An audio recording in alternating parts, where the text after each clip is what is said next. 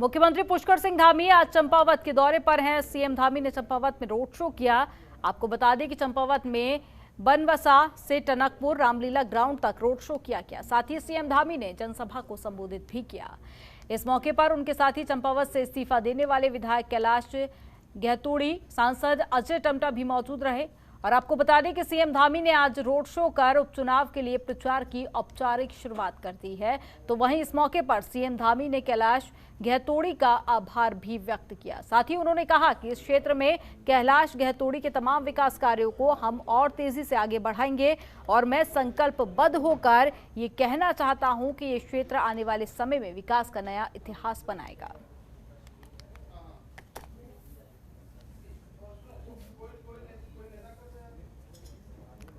देश और प्रदेश में कोरोना ने एक बार फिर से पैर पसारना शुरू कर दिया है। इसी को लेकर उत्तराखंड सरकार सख्त नजर आ रही है।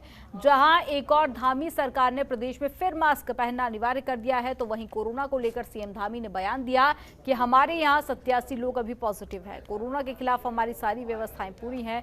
अस्पतालों में बेड दोबारा से रिजर्व किए जा रहे हैं। साथ ही उन्होंने ये भी कहा कि अस्पतालों में ऑक्सीजन प्लांट, कंसंट्रेटर आदि भी व्यवस्था पर भी जोर दिया जा रहा है।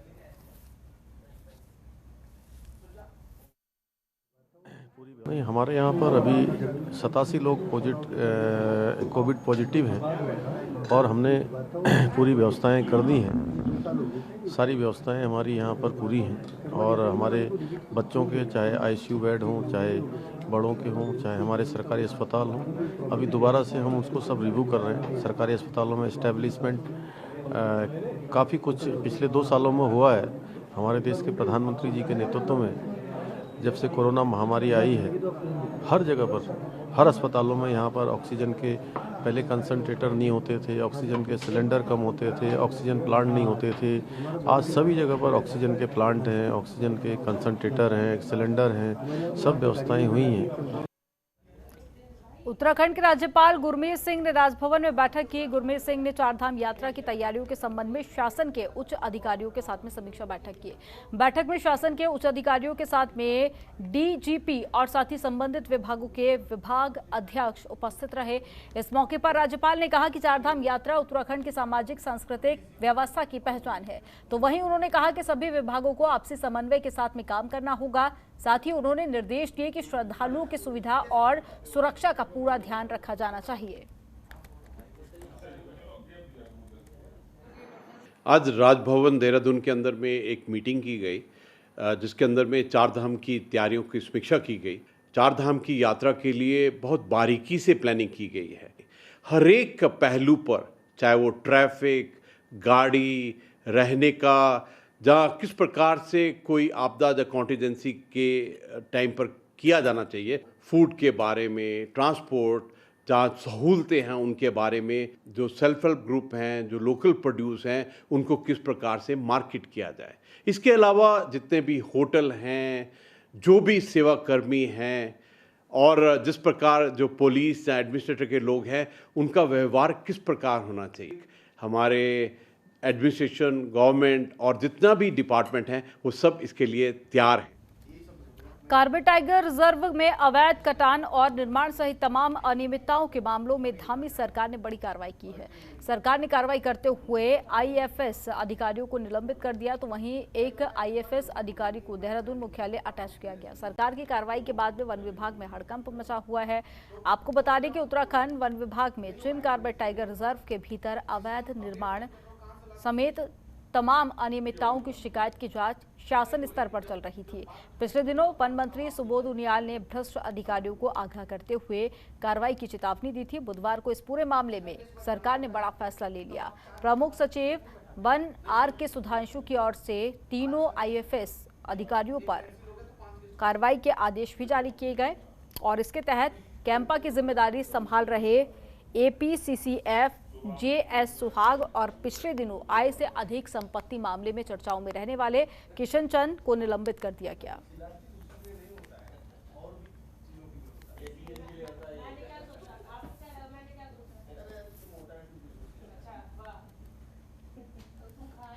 देहरादून में खेल एवं युवा कल्याण विभाग की आज समीक्षा बैठक हुई। खेल एवं युवा कल्याण मंत्री रेखा आर्य ने विधानसभा में अधिकारियों के साथ में समीक्षा बैठक की।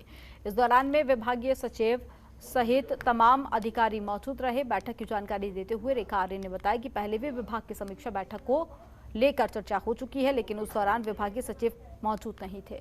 उन्होंने बताया कि पहली बैठक में कहा गया था कि किशोरी मंगल दल का गठन किया जाएगा, जिसके चलते आज की बैठक में किशोर मंडल को निर्देश दिए गए और साथ ही उन्होंने कहा कि बैठक में सभी अधिकारियों को खेल की पॉलिसी के जीओ जारी करने और साथ ही तमाम निर्देश भी जारी किए गए, जिसमें कहा गया कि 8 साल के खिलाड़ियों की छात्रवृत्ति को बढ़ाया जाए।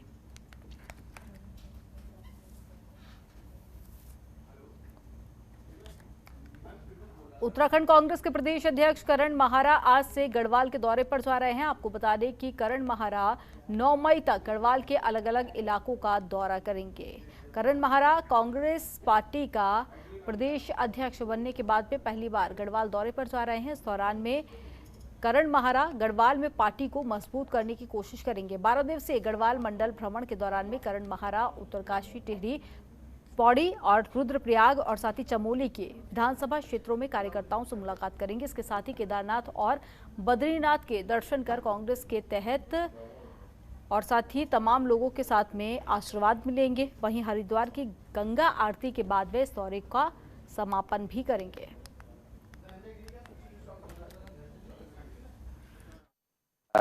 मेरा कार्यक्रम लगा है जो मसूरी हमारा शहीद स्थल है, वहाँ से हम इसकी शुरुआत कर रहे हैं और ये लगातार 9 तारीख तक चलेगा। 9 तारीख को गंगा आरती के साथ इसका समापन होगा।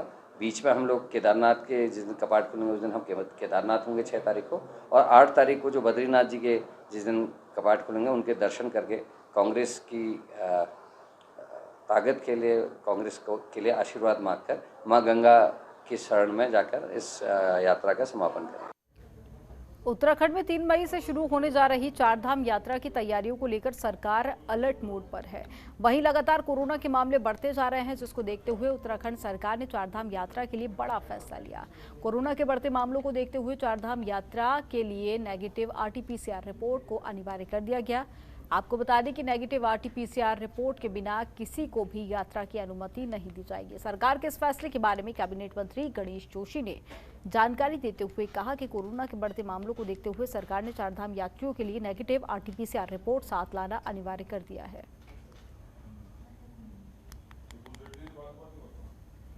और केंद्रीय मंत्री पीयूष गोयल 3 दिन के हरिद्वार दौरे पर है, जहां वे हरिद्वार में विभिन्न कार्यक्रमों में शिरकत करेंगे। साथ ही अधिकारियों के साथ में बैठक कर उनके कामों की समीक्षा भी करेंगे। साथ ही पीयूष गोयल ने हर की पैड़ी पर गंगा आरती में भी भाग लिया। वहीं अपने 3 दिवसीय दौरे पर वे पतंजलि योगपीठ भी जाएंगे।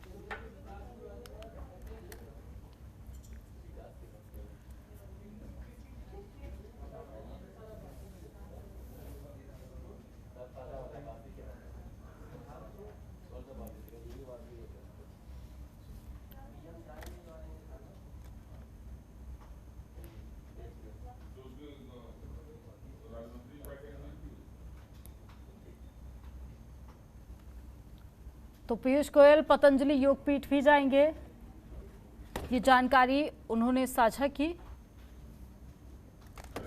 और साथ ही आपको बता दें कि गंगा आरती में भी शामिल होंगे पीयूष गोयल। उत्तर प्रदेश के मुख्यमंत्री योगी आदित्यनाथ 3 मई को उत्तराखंड के दौरे पर आएंगे। आपको बता दें कि योगी आदित्यनाथ 3 मई पौड़ी गढ़वाल की यमकेश्वर विधानसभा में स्थित अपने पैतृक गांव पंचुर पहुंचेंगे, जहां योगी आदित्यनाथ अपने गुरु महंत अवैधनाथ की प्रतिमा का अनावरण करेंगे। तो वहीं यूपी के सीएम योगी के उत्तराखंड दौरे को लेकर उत्तराखंड वासियों में खुशी की लहर है। खासतौर पर पौड़ी जिले के ग्रामीणों में उत्साह देखने को मिल रहा है। स्थानीय ग्रामीणों का कहना है कि ये बड़े गर्व की बात है कि यूपी के मुख्यमंत्री योगी आदित्यनाथ उनके जिले से संबंध रखते हैं।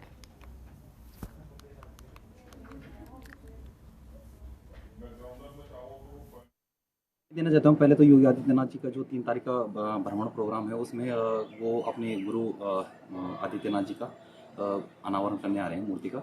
तो उसके बाद उनके जो प्रोटोकॉल के हिसाब से उनकी माता जी से मिलने का जो भी समय होगा वो मिलने जाएंगे। और इसमें ग्रामीण क्षेत्र में काफ़ी खुशी की लहर है और हम भी जरूर मिलने जाएंगे उनसे। यूपी के जो मुख्यमंत्री हैं आदरणीय योगी आदित्यनाथ जी, वो पौड़ी में भी आएंगे और उत्तराखंड दौरे पर हैं और संभवतः अपने गुरुजी का जो प्रतिमा का उसका अनावरण करेंगे। तो बहुत खुशी की बात है कि अपने गुरु का सम्मान हमें तो करना ही चाहिए, सबको करना चाहिए और उन्होंने एक संदेश भी दिया है। और इसके साथ साथ वो अपने घर में भी अपनी माँ का आशीर्वाद लेने शायद संभवतः यहाँ पहुँचेंगे। अभी प्रोटोकॉल की जानकारी पूर्णतः नहीं हो पाई है। इसके साथ साथ ये जो कार्यक्रम था अपनी गुरु की प्रतिमा का, वो पहले कोविड काल में होना था लेकिन कोविड के कारण नहीं हो पाया और उसके बाद अब ये कार्यक्रम हो रहा है तो बड़ी हर्ष का विषय है।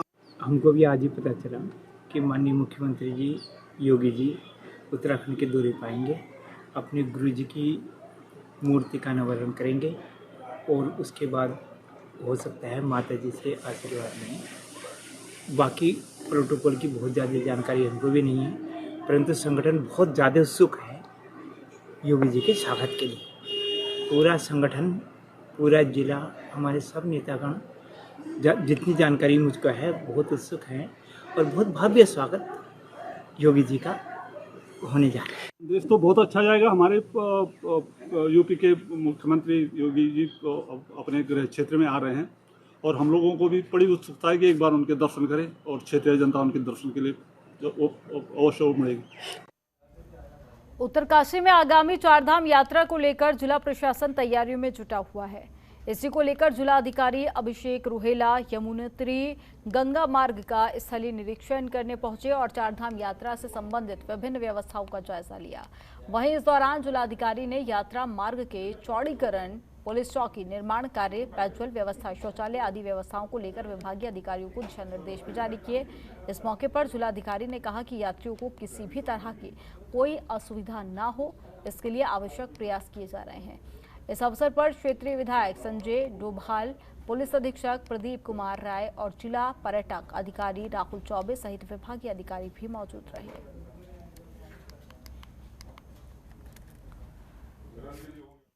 तारीख तो सुनिश्चित कर दी गई है पहले ही, तो जो इस समय में यथासंभव बेस्ट हो सकता है वो पूरी टीम हमारी कर रही है। कोविड को के दृष्टिगत भी जो कोविड अप्रोप्रिएट बिहेवियर है वही पालन करने की सभी यात्रियों को और यहाँ के नागरिकों को एक हिदायत रहेगी और साथ में स्वास्थ्य विभाग को भी अलर्ट किया गया है कि वे कोविड संबंधित व्यवस्थाएं भी अपनी दुरुस्त कर लें ताकि यदि कोई आपातकालीन स्थिति उत्पन्न होती है तो उससे निपटा जा सके। नैनीताल हाई कोर्ट ने डीएलएड प्रशिक्षण प्राप्त अभ्यर्थियों को राजकीय प्राथमिक विद्यालयों में सहायक अध्यापक के पदों की नियुक्ति प्रक्रिया की काउंसलिंग में शामिल करने को लेकर दायर की गई अलग-अलग याचिकाओं पर एक साथ सुनवाई की। मामले को सुनने के बाद में न्यायाधीश संजय कुमार मिश्रा ने सरकार को निर्देश दिए। हाई कोर्ट ने सरकार से याचिकाकर्ताओं को प्राथमिक विद्यालयों में होने वाली भर्ती प्रक्रिया काउंसलिंग में शामिल करने के निर्देश दिए।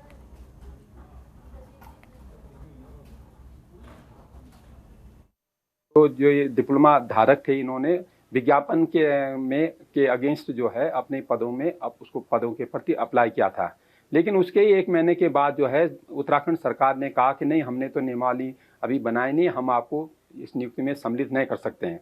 नियुक्ति प्रक्रिया चल रही थी तो इन्होंने माननीय उच्च न्यायालय से कहा कि भाई क्योंकि याचिका का निर्णय नहीं हो पा रहा जल्दी, अतः हमको कम से कम काउंसलिंग में परमिट करने की अनुमति दी जाए ताकि भविष्य में जो है हमारे पदों पर, जो रिक्त पदों पर कोई अन्य लोग ना आ जाएं, जिससे बाद में दिक्कत हो सकती है।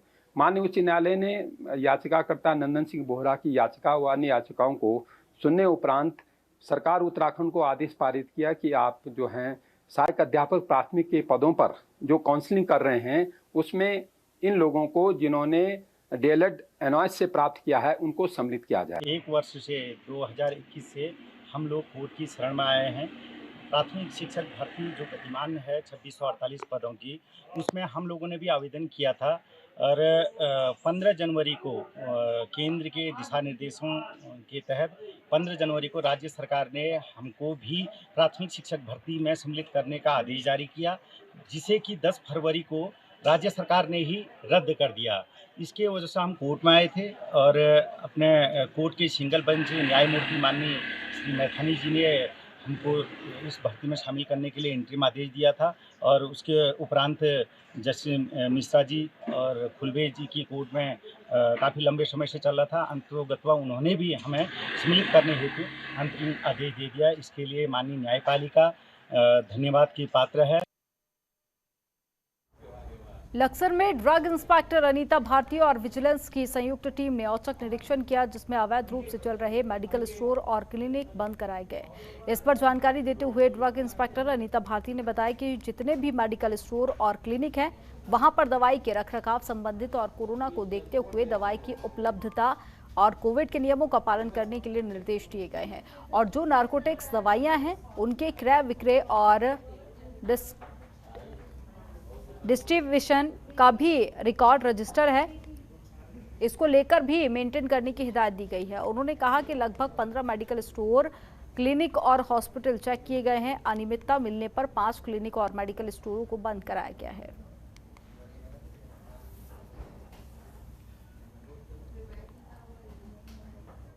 हरिद्वार की बिशुपुरा, धनपुरा और पत्ती क्षेत्र में मेरे द्वारा औचक निरीक्षण किया गया। मेरे साथ विजिलेंस एफडीए की टीम भी शामिल थी और जितने भी वहाँ पर मेडिकल स्टोर हैं, क्लिनिक हैं और हॉस्पिटल हैं, वहाँ पर दवाइयों के रखरखाव संबंधी और कोविड, जैसा कि इधर कोविड की भी कुछ पेशेंट अभी काफ़ी हद तक कोविड बढ़ रहा है, तो उसको देखते हुए दवाइयों की उपलब्धता और कोविड के नियमों का पालन करने के निर्देश दिए। एवं जो नार्कोटिक दवाइयाँ हैं, उन दवाइयों के क्रय विक्रय और डिस्ट्रीब्यूशन का जो रिकॉर्ड है, रजिस्टर है, उस चीज़ को मेंटेन करने की हिदायत दी है। इसी के चलते जो है लगभग 15 मेडिकल स्टोर, क्लिनिक और हॉस्पिटल चेक किए, जिसमें से अनियमितता मिलने पर 5 क्लिनिक और मेडिकल स्टोर बंद कराए। हरिद्वार में चारधाम यात्रा को लेकर प्रशासन और पर्यटन विभाग की तैयारियां युद्ध स्तर पर चल रही हैं। वहीं कोरोना का संक्रमण भी पैर पसार रहा है। ऐसे में बढ़ते कोरोना मामलों पर सीएमओ हरिद्वार ने विस्तृत जानकारी दी और सीएमओ ने कहा कि यात्रा के दौरान कोरोना के खतरों को देखते हुए प्रशासन तैयारियों में जुटा हुआ है। साथ ही उन्होंने 192 आउटसोर्स कर्मचारियों को सरकार की ओर से हटाए जाने के मुद्दे पर भी चर्चा की। वहीं उन्होंने कहा कि अब जैसे सरकार से आदेश मिलेंगे, उसके अनुसार कोविड संक्रमण को लेकर काम किया जाएगा।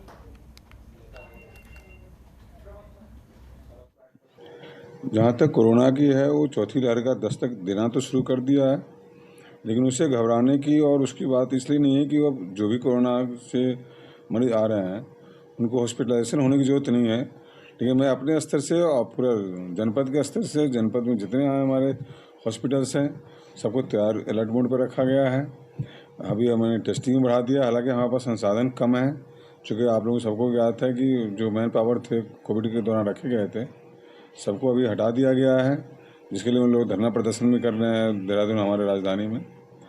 तो इसके बावजूद भी सीमित संसाधन में हम जो है अपने कोविड टेस्ट के लिए थोड़ा सा बढ़ा तो दिया है, लेकिन उस सापेक्ष नहीं हो। के दौरान हॉस्पिटल्स के अलर्ट की बात है, क्या सुविधा है हमारे अस्पताल में अगले 2 महीने तक के सारे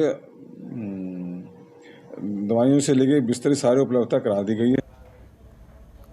अल्मोड़ा जिले में जंगल की आग लगातार बेकाबू होती जा रही है। फायर सीजन शुरू होने के बाद ही अल्मोड़ा में अब तक 660 हेक्टेयर जंगल जलकर खाक हो चुके हैं। ऐसे में धधकते जंगलों को बचाने के लिए अल्मोड़ा वन प्रभाग के डीएफओ महातेम यादव अब खुद मैदान में आ चुके हैं। महातेम यादव अपनी टीम के साथ में 3 दिनों से जिले के वन रेंज के जंगलों में आग बुझाने में मुस्तैद है। इस पर आम जनता का कहना है कि जंगलों में चल रही आग को लेकर वन महकमा सिर्फ खाना पूर्ति करने में जुटा है। डीएफओ महातेम यादव ने कहा कि तेज गर्मी के चलते जिले में इस वक्त बड़े पैमाने पर आग की घटनाएं हो रही हैं।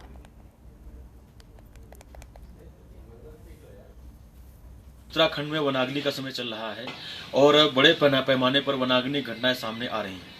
इस संबंध में मेरा सभी क्षेत्रवासियों से निवेदन है कि वो अपने अपने क्षेत्रों में यदि ऐसी कोई घटना होती है तो वन विभाग की टीम का सहयोग करें और अपने स्तर पर भी यथासंभव कार्रवाई करें। अपने क्षेत्रों में कहीं पर भी खुले में कूड़ा न जलाएं, खेतों में इस वक्त ओड़ या आड़ा न जलाएं, क्योंकि छोटी सी चूक से बड़े पैमाने पर वनाग्नि घटना हो जाती है। वन विभाग की टीम तथा अन्य सभी विभागों के सहयोग के साथ इस चुनौती का सामना करने के लिए पूरा प्रयासरत। प्रधानमंत्री नरेंद्र मोदी की महत्वाकांक्षी हर घर नल योजना को लेकर पेयजल निगम चंबा के अधीन योजना पर दूसरे चरण के स्वीकृत हो गए हैं। चंबा पेयजल निगम अधिशासी अभियंता केशवानंद सेमवाल ने बताया कि इस योजना से 365 गांव को लाभ मिलेगा। जहां पर पहले चरण से सभी गांवों में काम पूरा हो चुका है, तो अब दूसरे चरण के लिए अधिकांश काम स्वीकृत कर लिया गया है।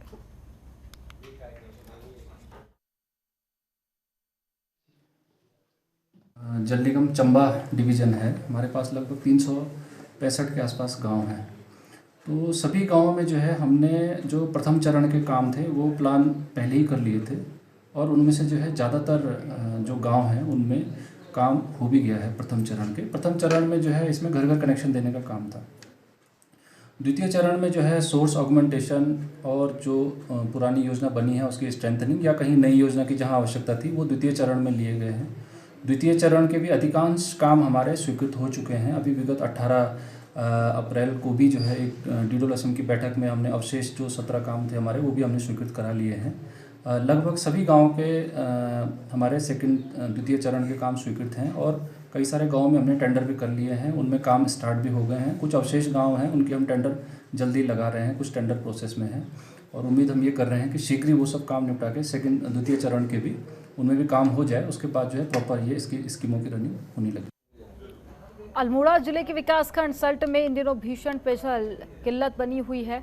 विकासखंड मुख्यालय में पेयजल समस्या बनी हुई है। इस पर विकासखंड मुख्यालय में कर्मचारियों का कहना है कि नेकड़ा पेयजल योजना से विकासखंड मुख्यालय में पानी की आपूर्ति होती थी, लेकिन कई दिनों से पानी की आपूर्ति नहीं हो पा रही है। उनका कहना है कि गर्मी होने के कारण प्राकृतिक स्रोत भी सूख गए हैं, जिसके चलते लोगों को पीने के पानी की दिक्कत हो रही है। तो वहीं जल संस्थान अधिशासी अभियंता मनोज गंगवार ने बताया कि विकासखंड मुख्यालय सल्ट में पेयजल समस्या का मामला संज्ञान में आया है। पीने की समस्या का जो पानी किल्लत बना हुआ है उसको लेकर जल्द ही समाधान किया जाएगा।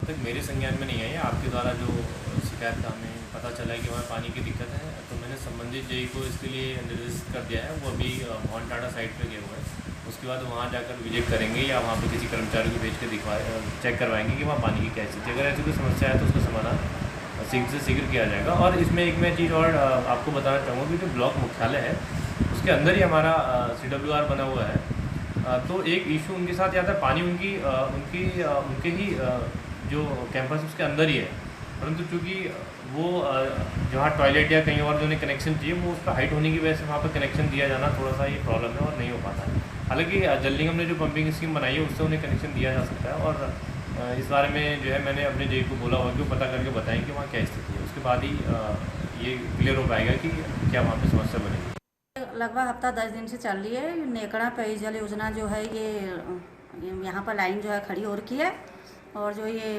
तराड़ योजना का जो पानी है कभी 3 में कभी 4 दिन में हमारे यहाँ पर आ रहा है, तो उसकी भी हमारे वहाँ पर कोई आपूर्ति नहीं हो पा रही क्योंकि हमारे पास कनेक्शन एक है और परिवार 4-5 हैं। तो पानी की बहुत ज़्यादा समस्या हो रही है और जिससे हमको इधर उधर से पानी लाना पड़ रहा है और समय की बर्बादी।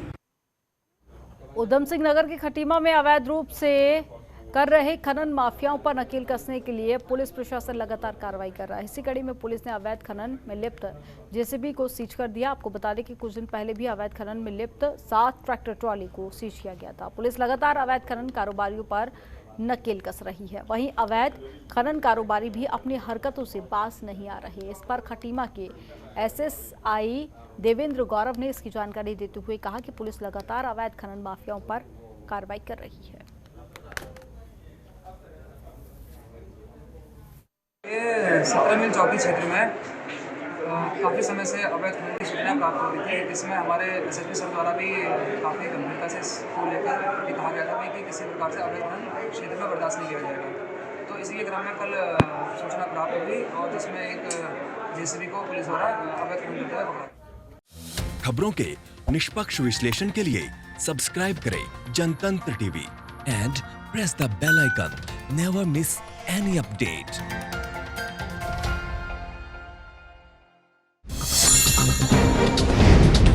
डाउनलोड कीजिए जनतंत्र टीवी ऐप को, जो कि अवेलेबल है गूगल प्ले और ऐप स्टोर पर। अधिक जानकारी के लिए अभी डाउनलोड करें।